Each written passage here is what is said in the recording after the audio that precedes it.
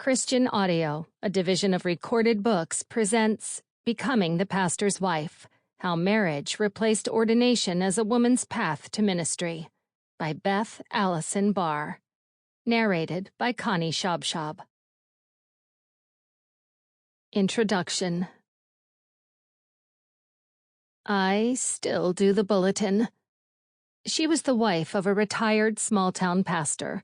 We stood next to the booth sponsored by her church, watching as volunteers served hot dogs to children and firefighters at the summer festival. Our new preacher is good, but he isn't married. I'll do the bulletin until he gets a wife, she said.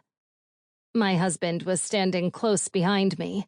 I heard a muffled sound of laughter as he turned and walked away. The young preacher wasn't even married, but his future wife already had a job.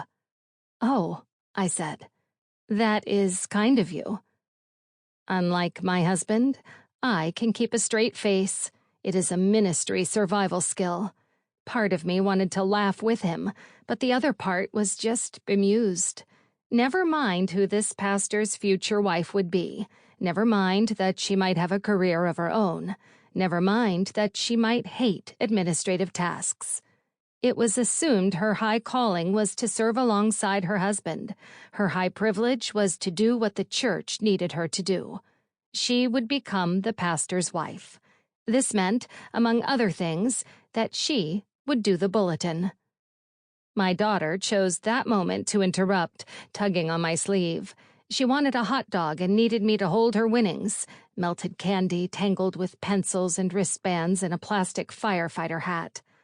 Fulfilling my role as mother was an acceptable excuse to leave a conversation. Well, to leave almost any situation. In the world of white evangelical Christianity. Years have passed since I walked away from that conversation following the short legs of my child as she ran toward her dad. I can't remember what happened next. I can't even remember the name of the retired pastor's wife. But I have never forgotten her words.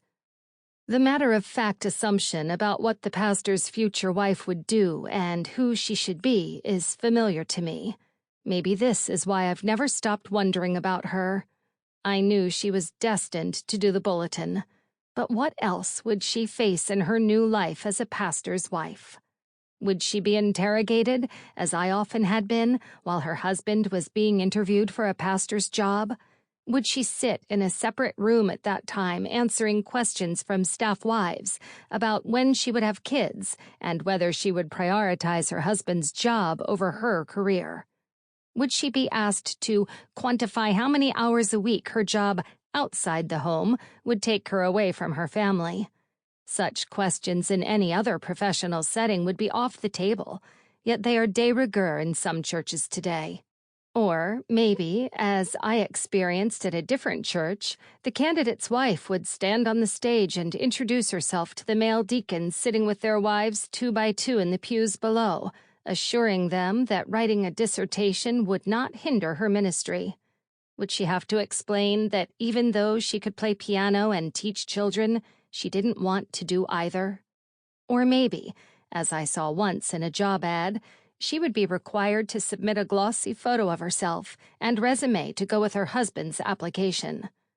Mary O. Ross, the third president of the Women's Auxiliary for the National Baptist Convention, USA, and a pastor's wife for 39 years, writes that a pastor's wife at all times and under all circumstances should look her best.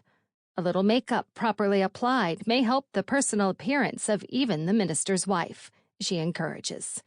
In an earlier retelling of Proverbs chapter 31, Ross emphasizes the importance of dress, too, writing that the black minister's wife should wear some of the best and most beautiful clothing because her husband's profession bids the family to look well and act well.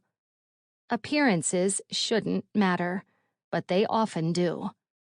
Once, I met the wife of a pastoral candidate who was significantly taller than her husband. He had applied for a job at the church we served. Many commented about their height difference at the candidate dinner, and soon thereafter he was removed from consideration. While no one at the church was Sample complete. Ready to continue?